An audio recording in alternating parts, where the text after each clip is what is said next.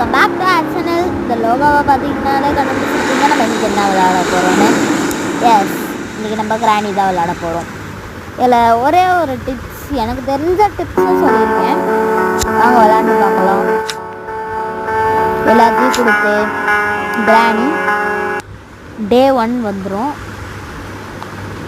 செம்ம த்ரில்லாக இருக்கும் கைஸ், மறக்காமல் பாருங்கள். டே 1 இப்போ தான் வந்து கிராணி வீட்டில் வந்து ஏஞ்சிருக்கிறோம்.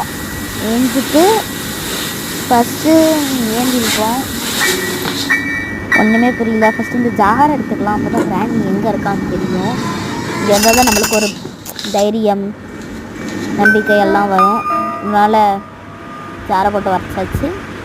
கிராணி வர வரையும் வெயிட் பண்ணுவோம். கடல் கடியில் போகக்கூடாது, போனாலும் அவள் இருக்கக்கூடாது. கடலே,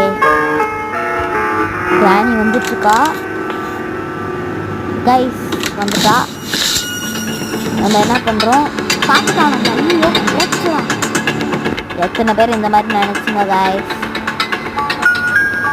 கொஞ்சம் நேரம் வெயிட் பண்ணி பாருங்கள் என்ன ஆகுதுன்னு. நேரத்துக்கு உங்கள் எத்தனை பேரை கீழே குனிஞ்சு அடிச்சிருப்பா. இப்போ இவ்வளோ நம்ம அடிப்போம். பாருங்க போயிட்டா. நெக்ஸ்ட்டு வந்து ஸ்பைடர் கீ இல்லாமல் ஸ்பைடர் ரூம்க்கு எப்படி போகிறது அந்த ட்ரிப்பையும் பார்ப்போம். திருப்பி ட்ராப் பண்ணிக்கலாம். அப்புறம் எங்கேயாச்சும் வந்து கெழுதி எடுத்துருவா. இருங்க, ஒரு தட்டி ஒளிஞ்சிட்டு போய்க்கலாம். எதுக்கும் கைஸ் தூக்கி போட்டேன். சவுண்டு கேட்டு வந்துட்டா கிளவி. நம்ம இதுதான் சாக்கு. ஓடுறா கைக்குள்ள ஓடி. ஐயோ ட்ராப்பு கைஸ். இந்த டைனிங் டேபிள் அடியில் ஒழிஞ்சிட வேண்டியதான். ட்ராப் பண்ணலன்னா ஈஸியாக போயிருக்கலாம். சரி, இறங்கி வரட்டேன். கிராணி இறங்கி வரவே இல்லை. அதனால் நம்ம வந்து ஈஸியாக அந்த ரூமுக்கு எஸ்கேப் ஆகி வந்தாச்சு. அண்டர் கிரவுண்ட் தான் போயிருக்கோம். நம்ம வீடியோ பார்த்திங்கன்னா தெரியும். இதுதான் கிராணியோட ஷூட்டிங் ஸ்பாட். இங்கே தான் நான் நிறைய வந்து ஹைஜாக் பண்ணி வச்சுருப்பேன் கிராணியவே. இப்போ பார்க்குறா பாருங்கள். இப்போ எனக்கு வெப்பன் கீ இருந்ததுன்னா அவளை போட்டு தள்ளிடலாம்.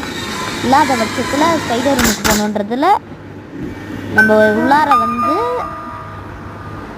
அந்த நிற்கிறாச்சுன்னா கிளிக் பண்ணோன்னா வந்து நம்மளுக்கு இந்த மாதிரி ஒன்று இருக்கும். பார்த்திங்கன்னா தெரியும்னு நினைக்கிறேன். பாருங்க, எல்லாம் தெரியுது. எல்லா பிளேஸும் தெரியும். இல்லை அந்த ஸ்பைடர் கிளவியும் வந்துருக்காங்க. நீங்கள் காட்டுறேன். எங்கே போயிருக்கான்னு தெரியல. சுற்றி சுற்றி பார்த்தாலும் தெரியும். இதுதான் பார்த்திங்கன்னா இங்கே டூல்ஸ்லாம் இருக்கும். இன்னும் எல்லாமே தெரியுது. கிராணி கிளவி தான் காணும்.